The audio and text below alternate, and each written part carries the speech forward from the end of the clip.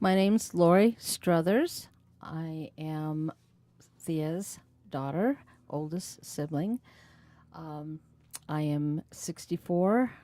It is October 2nd, 2015. We are in Sacramento, California. I'm Cynthia de Besançon. Um, I'm so happy to have my daughter with me today. I'm 85 years old, and I know this sounds really old, but I don't think I look 85. That's the silly thing. Okay, it's October 2nd today, 2015, and we're in Sacramento, California. Okay, Mom, I'm going to ask you some questions or just have a conversation here. Okay, Um, when and where were you born? We'll start that out. okay. I was born in Ann Arbor, Michigan. My father was going to college there. Even in those days, they had families on the campus and little kids running around. Um, and what year was that? 1929. Okay. October 16th. Yeah, Yes. you just asked me. And it's coming up. She will be 86 Yeah, this month. that's right. And where did you grow up? Well, Starting. I had my geography firsthand. My father and mother got divorced when I was 2, which is very unusual for that time. And it's just nobody got divorced when they were that young anymore. Their parents didn't. Anyway, I just grew up in Alabama, Florida, Kansas, Idaho, Missouri. I think that's about it, right? And California. Moved around a lot. Um, I remember your dad was known for something special. He did quite a few things. Well, he's in Who's Who for one thing. He, As as a bridge engineer, he was also part owner of a huge construction company that was located in the Midwest, Hazlitt Nerdahl, and they built the Ohio Turnpike and also the bridge from Michigan over to Mackinac Island, plus a lot of other bridges, but that's what they're mostly known for. didn't he work for the railroad at one time? Not that I know of. He may Oh, have, but I didn't know it about it. okay. I thought we had a picture of him with his foot Yes, up on a railroad you do, car. but that's his bridge. Oh, that's his bridge. He didn't work for the railroad. Okay, that explains Yeah. that. Uh huh. Um, where did you go to school? Did you start in school in Ann Arbor, or did you move around before you settled in college? Or? Moved around a lot before we even got there. My first memory is of White Sand. My dad had eczema very badly, and the doctor told him he should move to Florida and get in the ocean there as much as he could. So we spent a lot of time on the beaches then, yeah. Now I know where I got it. How about college? Did you get to go to college, and how Oh, long did you yeah, go, and what did you study? I did. I majored in psychology and minored in sociology. I went to 2 different colleges. Well, actually, 3, I guess. I got my teaching credential through a special thing that the government was putting on then for moms with children. I was really lucky to get that grant. And then I graduated from UCSC, which is in Santa Cruz. Uh, Went to high school in 4 different high schools, which is kind of a weird thing because high school you have to depend on your peers a lot to be able to get along with the whole student body, even you might say. 500 people we had in the college, high school I started out with. We went from that to California where we had 2,000 kids in the school. And it was a Methodist high school to begin with. And then the state bought that school out. So we later became just a plain old high school. Culture break there. Culture break, right? um, I remember something about you had a Yen to be the actually Shirley Temple before Shirley Temple Black actually Well, got it? What I was your? thought I would love to be Shirley Temple, and Mm, they approached my mom. They wanted her to sign a contract. She always fixed my hair in the curls that Shirley Temple had in her hair, if you can remember that. Anyway, so she turned them down, though. She wouldn't sign a contract. She says, I don't want her to be a movie star. So I wasn't. guess it was you coming. I I don't guess know. not. um, okay, when you were growing up, did you have any favorite relatives? Because I know you spent a lot of time around your families. Yeah, I did.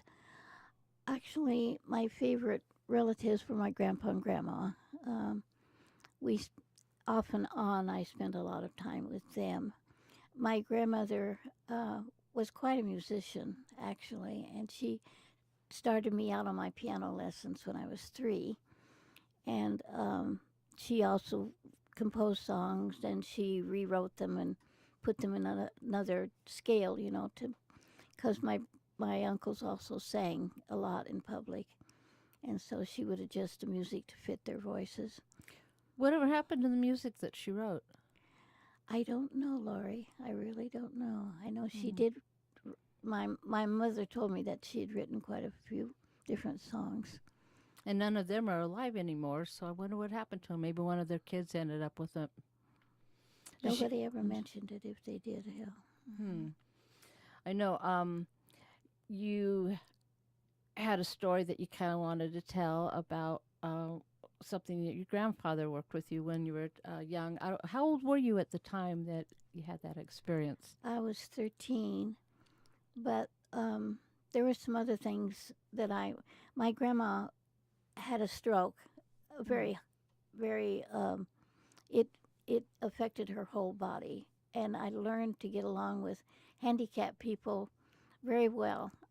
She was, she, she drooled and she didn't talk very plain. And so I could accept any handicapped person with their disability because I'd gotten used to it with my grandmother. She played games with me and sang me songs and rocked me and all the things that you wish people could do for their child. But she had lots of time because she couldn't do anything else. Yeah. Yes. So, going back to Grandpa though, Hmm. you had some special thing with him. Well, I did. Um, I'd like to say a couple of things before we get there. Sure. Go. Yeah. Um, my I started teaching. I had a secondary and an elementary teaching credential and a special certificate for handicapped or uh, children Mm-hmm. in school. So I could also do that. And so the schools usually took advantage of all of those credentials and moved me around quite a bit. So uh, I didn't mind it. But when I started out to school, being a divorced daughter of a couple was extremely unusual, as I said. So the teachers felt sorry for me. And I was little for my age anyway. And so they, much to my disgust, always wanted me to come up and sit on their laps. So that didn't help with me getting along with the other children and very well. Anyway, so but I thought my mother was two different people until I got to be 12, and then I found out I realized then that she was only one person.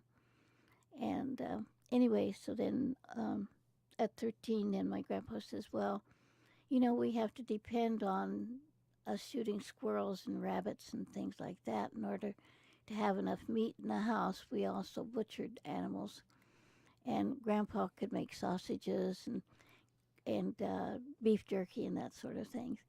But he says, I want to go teach you how to shoot an under and over 22 410 now. And I said, well, okay. So we went out to the back lot, and he taught me how to sight the gun in. And so that's quite a, you have to look down the barrel and sight in the different bumps that are on the gun barrel. Anyway, and he says, well, let's pick out a target. So he picked out a target for me, and he says, okay, now why don't you sight it in? And I said, okay, and I sighted it in, and I got my target, and he says, okay, go ahead and pull your trigger, which I did, and I hit the target. And he says, well, let's try that a couple more times, and he looked kind of surprised. His face was really surprised. Anyway, he says, your mom's a pretty good shot too. But that's all he said about it. I didn't realize it was special or anything. So anyway, we did that 4 more times, and every time I hit the target right in the middle. And so I suppose that's what you were supposed to do. And he said, well, it looks like you've taken your lesson pretty well here. And so he never mentioned the word miss. That was the whole secret. Later on in life, he told me that that's the secret of teaching anybody anything, is to not mention the negative side of what you're doing. So I told that to every class that I would get a chance to teach. And it was towards the first of me teaching the children.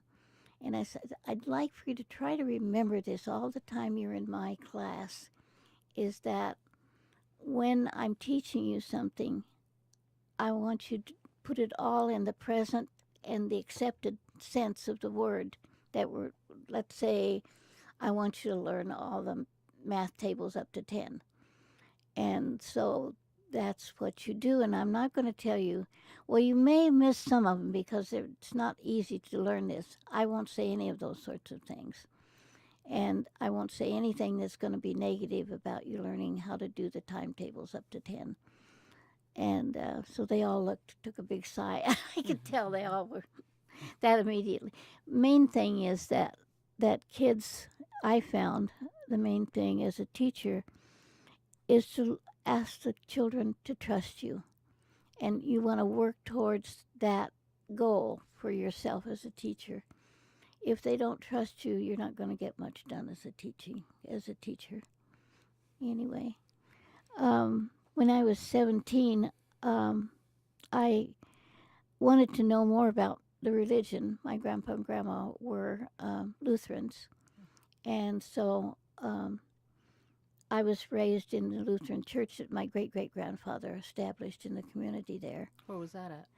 It was in Fairview, Kansas? Kansas. It's the northeastmost county in the state. And so I visited a lot of different churches. Actually, I lost track after a while. I just knew I hadn't been to that church before. And so I finally decided I would like to be a Unitarian because that seemed to cover the most bases at that point. Anyway, and that was where I settled down then after that exploit of looking around at all the churches and seeing what would be like. And that year also, I wrote both of my parents a letter and told them how happy I was that they had gotten a divorce when I was much younger, because I thought, if having lived with both of them now by this time, I don't see how they ever got along at all, ever. And I would have been a nervous wreck probably at the end of that. So. I have a quick question. You mentioned that you thought that your mother were two people. Can you expand a little bit about that? What was it about her that you thought? There were times that she would get very angry about something, and sometimes she would even slap me. I never could understand.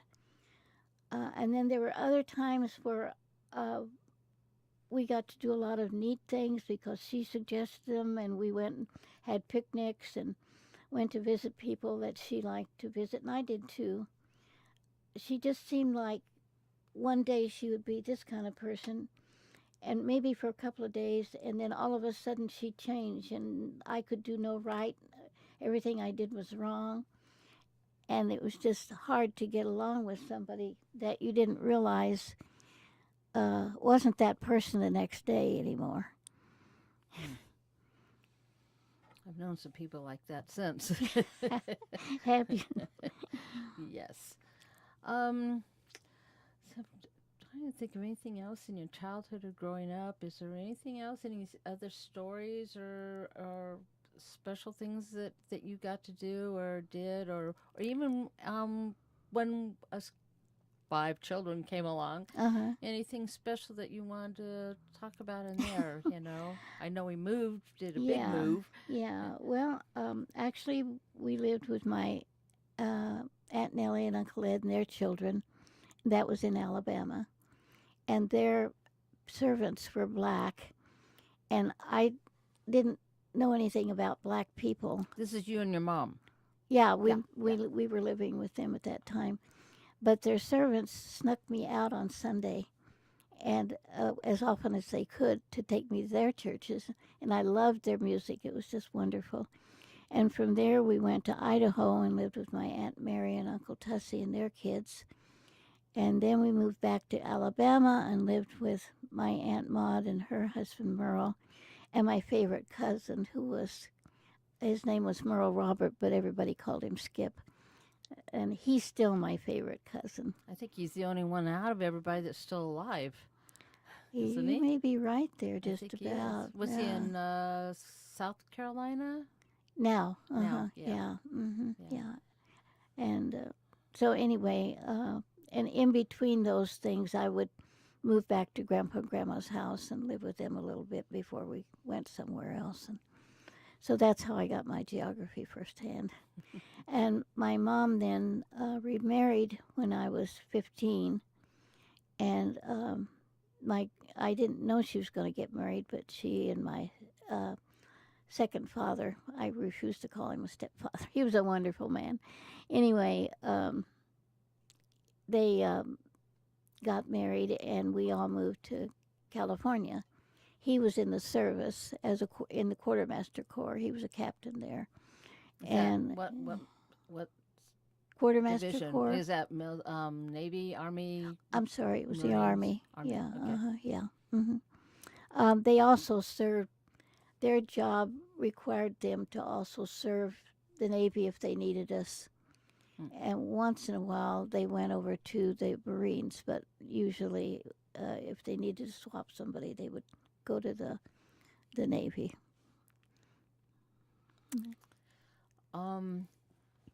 So we'll jump ahead. So how did you meet our dad? Uh, well, he was a football player for Michigan State. And of course, my dad, having graduated from Michigan University, we had a few select conversations, you might say, where we didn't agree on what was going on. Anyway, he was clipped. That's called clipping when you hit a player. And usually you break something or really sprain them bad. Well, he got his leg broken off. Actually, it was broken off. And he stepped in the grass before they picked him up. And that got the place all full of grass and mud and stuff. It was a heck of a time for them to clean it out. Anyway, he was walking around on crutches, and he called me up. I was at college in Kansas, staying with my Uncle Harvey and Aunt Helen. And then I went and joined the sorority that my Aunt Helen used to belong to. And we had lots of fun in the sorority. Anyway, he called me up and he said, well, I can't do anything else here except sit around and read. So he says, why don't we get married since I can't do anything else? I thought, boy, that's second choice if I ever heard one. So anyway, we got married at that point. But if he was way up there and you're in Kansas, how did you ever even meet each other? Oh, when I lived with my father, Up he there in had Michigan? in Michigan, yeah. We had a home near DeWitt, and he had bought this house when he knew I was going to be living with him. And we had wonderful. He had a cart. We hitched his horse to the cart and went for cart rides, and he taught me how to drive a cart with a horse. And we went for sleigh rides in the wintertime with the horse. It was a standard bred horse. And we went to a lot of horse shows too at that time. And I really loved horses.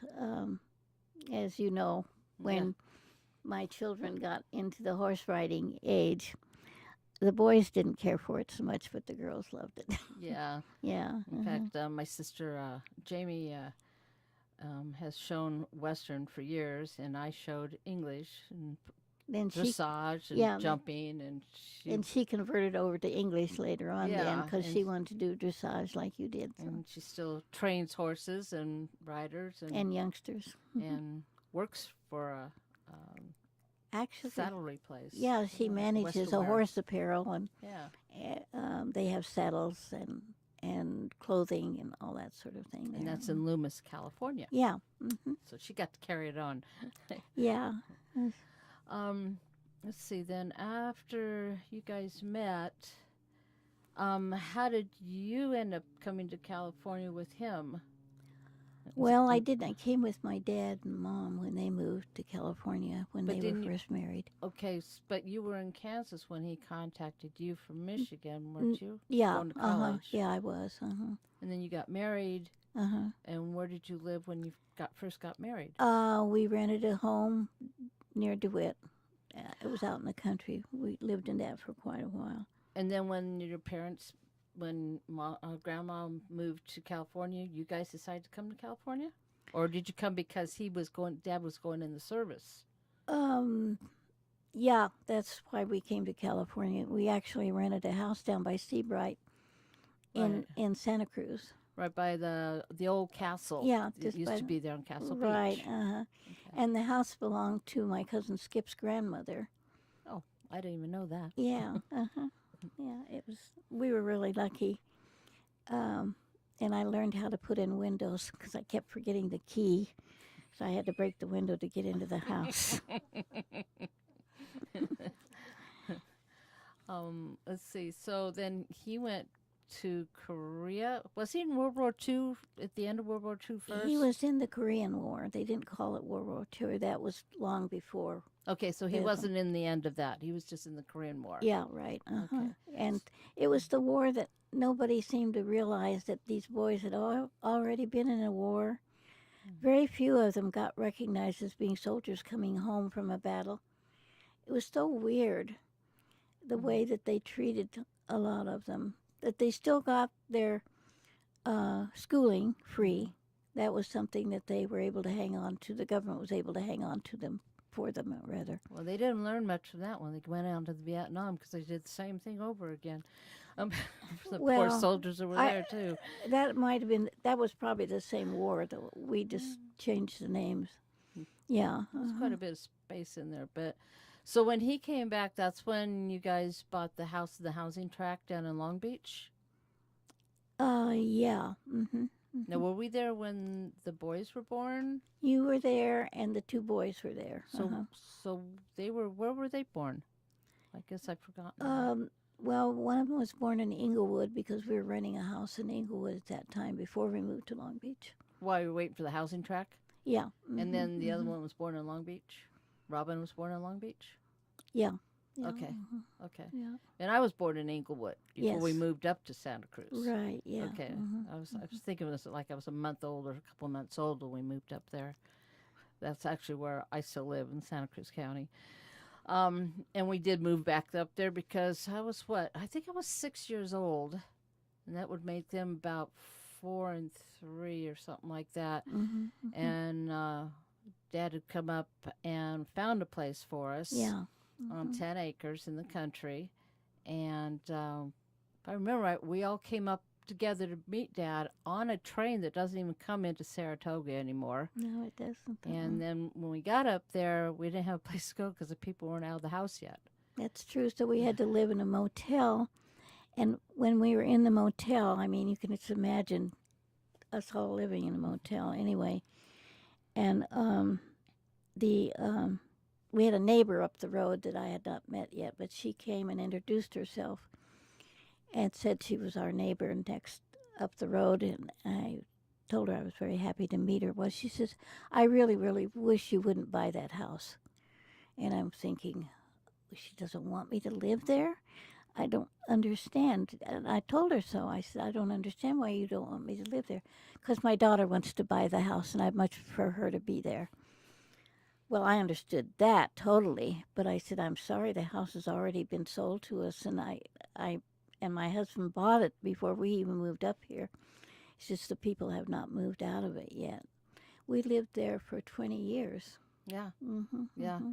And the house is still. I think we sold for 55,000 and went for $1 million something about 3 years ago. Yeah, that's true. My real estate agent sent me the real estate section of the Sunday paper. There was a big picture of our house in there. And we just lived not too far from the mystery spot. Mystery spot, yeah, because And- both our brothers worked there. And people always came by and sat out in front and honked their horns. And you kids would go out and wanted to know what they wanted. We want to know where the mystery spot is. Well, finally, you all got so tired of answering that you would tell them anything. And many times, I don't think those people ever found the mystery spot. What was the mystery spot? What was? It's a really famous place in Santa Cruz because the magnetic point that you would feel would be pulling something one way or another, like trees grew to the side instead of growing up, and things like that. And you could tell some of the boards that they laid down on the ground would kind of tilt up at one end, but there was nothing there to hold them. Lots of different little things like that they. I remember the first thing when you first come in, they have these two platforms that you stand on across from each other, and they'll put a leveler down there, and it's totally level. But you stand across from somebody, and you're in one height, and you switch places, you're totally a different height. Yeah. And they just never could explain it, but yeah, it was. Yeah. And it's still there. Yeah. Now you pretty much have to make a And reservation to go because Yeah. so many people go there now. They do. And you see lots of cars yet with the mystery spot label on their cars. Yeah. Yep. Okay, so yeah, we all grew up on that property for quite a few years. Then I know you sold it and moved to Davenport, and at that time the twins were the only ones with you at the time. Mm-hmm. I have to tell you a funny story, though, about the twins being born. Oh, yeah. My doctor, of course, we had x-rays ahead of time, like most people do, of their children in their stomach yet. And so every time I went to see him, he just looked more worried and talked less to me, and I thought he was really angry with me. I didn't know what I had done. So finally, they were born, they were due on the... I think they were due a week before that. Oh, I thought they were due the 14th of February. Well, all the kids had been due the 14th. So we figured they might be born on the 14th, Okay. yeah. Mm-hmm. But they were actually due a week after that. That's what it was, a week after the 14th. Anyway, so we went to the hospital. I had the twins. One was 7 pounds something, the other was 6 pounds. And so if you can imagine, I'm a small person. I'm 5'1", or I was. Who knows what it is now. Anyway, and I looked like, I couldn't get behind the wheel of my car. Let's tell you, that's how big I was. So anyway, and he comes in after I've had the babies, and he was whistling and just singing along and having the best time. And I thought, well, whatever I did, I guess it's been remedied by now. He said, and everybody he's seeing, we had twins. And he didn't, one baby was really on top of the other, and he couldn't see that I had two babies in my stomach. And so he thought all the time I had some sort of a child that was going to be misshapen and that sort of thing the whole time. And that's how come he kept getting more solemn and crosser looking and hard for me to get along with, because he didn't want me to have a baby that was not going to be right, because all the other kids had been really, really nice looking children. And Well, so I also have to put in here that being the oldest, I was born on the 14th of June. mm-hmm. My brother was born Which is Flag February, Day. right? Yeah. Flag Day. Mhm. I have my next brother was born February 14th, which is Valentine's Day, Uh-huh. and the third one was born July 14th. Which I don't know anything about. No, but then so when she went in the hospital the 14th, we're just going, oh gosh, she's going to have the twins on my brother's birthday, but that's all right. She's not going to break her record, be on the 14th. Yeah. And the doctor said that he felt she was too tired and made her go to sleep, and she had them on the 15th. And for quite a Broke while there, for a few years, while the twins didn't know any better, we would celebrate on March 14th Yeah. until they got old enough to know better. Then we had 3 birthdays in 2 days. Yeah, we did. Yeah. And Laurie was the biggest help you'd ever want to know. We did have a lady in the neighborhood that came in and stayed with me the first week, but Laurie was in high school, and you would never have wanted a nurse that was better than she was. When she let me back in the house, we all got farmed out in places. I don't remember where my brothers went, but I know I was on a chicken ranch for about a month, learning how to pluck feathers. My doctor wouldn't let me go home unless I promised not to have any of the children there when I went home, so we had to find places for them.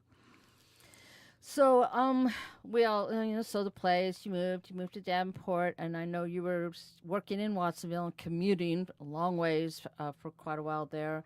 And then you left there, and as the kids got older, and you moved down to Solana Beach, and you started an herb store. We have 10 minutes. And lived down there for a while in a motorhome that you had in some people's backyard, and helped take care of that, and developed quite a relationship with them. I bought that house that they were living in, and had a girlfriend who was painting houses for people, a young lady, and she painted the house inside and out for me. She did a great job. Yeah, definitely. Yeah. So after all that, everybody left, and then you decided to leave Southern California and come back up. You stayed temporarily back at our place for a while, and then your father passed away, and you were able to buy some property in Pilot Hill, the Sacramento foothills. Yeah. My next daughter, Jamie, took me all over Right. El Dorado County because that's where she lived, and we settled on a place that was on the next hill over. I could see her house from mine, and so that we lived close, but I very seldom went to visit them, and they didn't come over to visit me either. It isn't that we didn't like each other, it's just that she was a really busy lady and I was substitute teaching. I just didn't have the time of day hardly to, unless it was the weekend, to say hello to her. So I know you've really enjoyed living in that community. I sure have. What quickly is it that you've liked living up there, and kind of go through just some basic organizations you were with? Well, I joined not all at once, but eventually I belonged to 8 different organizations, one of which was our Youth Expo, which we always had on the first Saturday in October. We had no president. We didn't have the officers like most places do, but we ran it beautifully. And the idea of it was to have people understand that we may be a rural community and we may not have large, populations of people in our towns, but there was a lot for the children to do in our area.